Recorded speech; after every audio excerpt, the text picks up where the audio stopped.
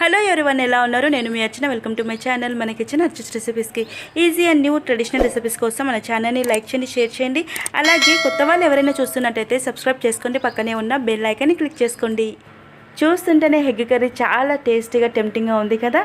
చూడటానికే కాదు, చాలా టేస్టీగా కూడా ఉంటుంది. నాన్, రైస్, చపాతీ, రోటీలోకి అన్నిట్లోకి చాలా టేస్టీగా ఉంటుంది. అచ్చం డాబా స్టైల్ ఎగ్ కర్రీ ఎలా చేయాలో చూసేద్దామా? వీడియో స్టార్ట్ చేద్దాం. Let's go.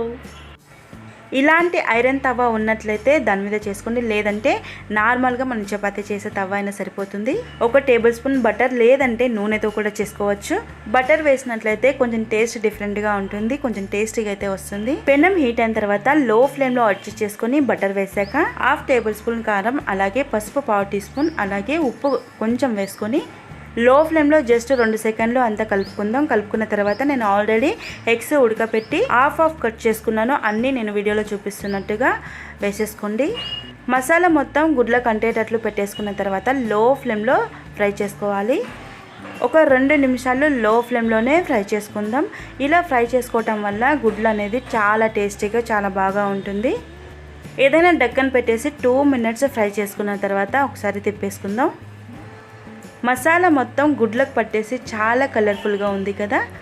కలర్ఫుల్గా ఉండటమే కాదు, తవా ఎగ్ ఫ్రై చాలా టేస్టీగా కూడా ఉంటుంది. అన్ని గుడ్లు కూడా తిప్పేసుకున్న తర్వాత లో ఫ్లేమ్లో మరో 2 నిమిషాలు వేయించుకుందాం. లో ఫ్లేమ్లో గుడ్లు వేగేలోపు మసాలా ప్రిపరేషన్ చేసుకుందాం. చిన్న మిక్సీ జార్లో 5-6 పచ్చిమిర్చి వేసుకుందాం. మీరు కారం ఎంత తినగలుగుతారో చూసి వేసుకోండి. మళ్ళీ కర్రీలో కూడా కారం కూడా వేసుకుంటాం కాబట్టి ఇక్కడ చూసి వేసుకోండి. అలాగే కరివేపాకు కొంచెం, అలాగే కొత్తిమీర కూడా వేసుకుందాం. ఇక్కడ నేను 6 గుడ్లు తీసుకున్నాను కాబట్టి ఈ మసాలా కరెక్ట్గా సరిపోతుంది. 1 టేబుల్ స్పూన్ అల్లం వెల్లుల్లి పేస్ట్ వేసుకొని కొంచెం నీళ్ళు వేసుకొని మిక్సీకి మెత్తగా గ్రైండ్ చేసుకోవాలి. ఇందులో ఏ మసాలాలు కూడా ఇంకా యాడ్ చేయకుండా ఇవి మాత్రమే మిక్సీకి ఇలా మెత్తగా పట్టించి పక్కకు ఉంచుకుందాం. మసాలాను పక్కకి తీసుకున్న తర్వాత ఇదే మిక్సీ జార్లో ఒక పెద్ద సైజు టమాటో తీసుకుందాం. చిన్న ముక్కలుగా కట్ చేసి ఇలా పేస్ట్ చేసి పక్కన ఉంచుకుందాం. టమాటో ప్యూరీ పక్కకుంచి గుడ్లు ఎంతవరకు ఫ్రై అయ్యాయో చూద్దాం. గుడ్లు 2 వైపులా కూడా చాలా చక్కగా లో ఫ్లేమ్లో వేయించుకున్నాం కదా. ఈ విధంగా కలర్ వచ్చినట్లయితే ఎగ్ కర్రీ చాలా టేస్టీగా ఉంటుంది. ఈ విధంగా కలర్ వచ్చిన తర్వాత గుడ్లన్నీ వేరొక బౌల్లో తీసేసుకొని పక్కన ఉంచుకుందాం. డాబా స్టైల్ తవా ఎగ్ కర్రీ కాబట్టి మనం తవా పైననే ఎగ్ కర్రీ కూడా చేసేస్తున్నాం. తవాపై కర్రీ చేయటం వల్ల టేస్ట్ అనేది చాలా బాగా వస్తుంది. ఆల్రెడీ తవా హీట్లో ఉంది కాబట్టి లో ఫ్లేమ్లో అడ్జస్ట్ చేసుకొని 1 టేబుల్ స్పూన్ బటర్ వేసేసుకుందాం. 1/2 కప్పు నూనె వేసేసుకుందాం. బటర్ అవైలబుల్గా లేకుంటే స్కిప్ చేసేసుకోండి, నూనెతో కూడా చేసేసుకోవచ్చు. బటర్ ఆయిల్ హీట్ అయిన తర్వాత ఉల్లిపాయలు వేసేసుకుందాం. 2 పెద్ద సైజు ఉల్లిపాయలను ఇలా కట్ చేసి పెట్టుకున్నాను. అందులో నుంచి కొన్ని ఉల్లిపాయలు పక్కకు తీసి ఉంచుకున్నాను. ఉల్లిపాయలు వేసుకున్న తర్వాత హై ఫ్లేమ్లోనే వేయించుకోవాలి, త్వరగా వేగుతాయి. మీకు తవ్వ పైన కన్వీనియంట్గా లేకుంటే కడాయిలో కూడా చేసుకోవచ్చు. ఈ కర్రీని 2 విధాలుగా చేస్తారు. కొంచెం పలుచగా గ్రేవీలాగా చేసుకుంటారు, లేదంటే డ్రైగా ఫ్రైలాగా చేసేసుకుంటారు. ఇక్కడ నేను ఫ్రై లాగానే చేస్తున్నాను. ఈ కర్రీలోకి ఉల్లిపాయలను గోల్డెన్ కలర్, మంచి కలర్ వచ్చేంత వరకు వేయించుకోవాలి. టేస్ట్ చాలా బాగా వస్తుంది. ఉల్లిపాయలు ఈ విధంగా గోల్డెన్ కలర్ వచ్చిన తర్వాత ఇందాక మనం మిర్చి గ్రీన్ పేస్ట్ అయితే చేసుకున్నాం కదా, అది కూడా వేసేసుకుందాం. మిక్సీకి పట్టించేటప్పుడు అల్లం వెల్లుల్లి పేస్ట్ కూడా వేసాం కదా, ఎక్స్ట్రా వేయనవసరం లేదు. ఈ మిశ్రమం పచ్చివాసన పోయేంత వరకు మీడియం ఫ్లేమ్లో అడ్జస్ట్ చేసుకొని ఒక 2 నిమిషాలు వేయించుకుందాం. 2 నిమిషాల తర్వాత టమాటో ప్యూరీ వేసేసుకుందాం. కర్రీ తవా పైన చేస్తున్నాం కాబట్టి లో ఫ్లేమ్లో అడ్జస్ట్ చేసుకొని పచ్చివాసన పోయేంత వరకు వేయించుకోవాలి. తవ్వ పైన మసాలా అడిగంటిపోతుంది, స్పూన్ హెల్ప్తో ఇలా తీసేసుకోవాలి.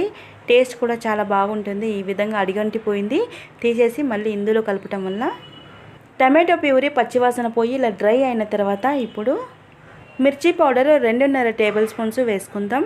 కారం మీరు ఎంత తినగలిగితే అంత వేసేసుకోండి. పచ్చిమిర్చి పేస్ట్ కూడా వేసుకున్నాం కాబట్టి చూసి వేసుకోండి. అలాగే 1/2 టీ స్పూన్ పసుపు, ఉప్పు రుచికి తగినంత వేసుకుందాం. ధనియా పౌడర్ 1/2 టీ స్పూన్ వేసుకుందాం. మిరియాల పౌడర్ టేస్ట్ కోసం పూర్తిగా ఆప్షనల్, 1/4 టీ స్పూన్ వేసుకుందాం. వేసుకోకున్నా పర్లేదు, స్కిప్ చేసుకోవచ్చు. పింక్ సాల్ట్, ఇది కూడా పూర్తిగా ఆప్షనల్, వేసుకుంటే కొంచెం టేస్ట్ అనేది బాగుంటుంది, సో నేను వేస్తున్నాను. 1/4 టీ స్పూన్ వేసుకుందాం. Garam masala powder 1/2 teaspoon వేసుకొని మసాలాలన్నీ లో ఫ్లేమ్లో బాగా కలుపుకోవాలి. మసాలాలన్నీ మాడిపోకుండా కలుపుతూ లో ఫ్లేమ్లో ఒక 2 సెకండ్లు మాత్రం వేయించుకున్న తర్వాత ఈ మసాలా మాడిపోకుండా గ్రేవీ లాగా మెత్తగా ఉడికించుకోవాలి అంటే కొంచెం కొంచెం నీళ్లు వేసుకుంటూ ఉడికించుకోవాలి.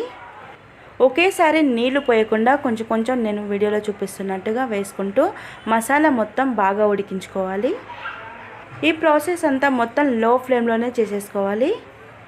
మసాలాలో కొంచెం కొంచెం నీళ్లు వేసుకుంటూ ఉడికించుకోవటం వల్ల గ్రేవీ టెక్స్చర్ చాలా బాగా వస్తుంది, అలాగే టేస్ట్ కూడా చాలా బాగా ఉంటుంది. లో ఫ్లేమ్లో 2-3 సార్లు ఇలా నీళ్లు వేసుకుంటూ ఉడికించుకోవటం వల్ల గ్రేవీ టెక్స్చర్ చాలా బాగా వస్తుంది. ఈ విధంగా గ్రేవీ టెక్స్చర్ స్మూత్గా అయిన తర్వాత మీకు కావాల్సినన్ని నీళ్ళు వేసేసుకొని మసాలాలో కలిసేలా కలిపి ఒక ఉడికొచ్చిన తర్వాత ఇందాక మనం ఫ్రై చేసుకున్న గుడ్లు ఉన్నాయి కదా, అన్నీ కూడా ఈ విధంగా పెట్టేసుకోవాలి. గుడ్లని ఈ విధంగా వేసేసుకున్న తర్వాత స్పూన్తో గుడ్లపైన ఇలా గ్రేవీని వేసేసుకుందాం.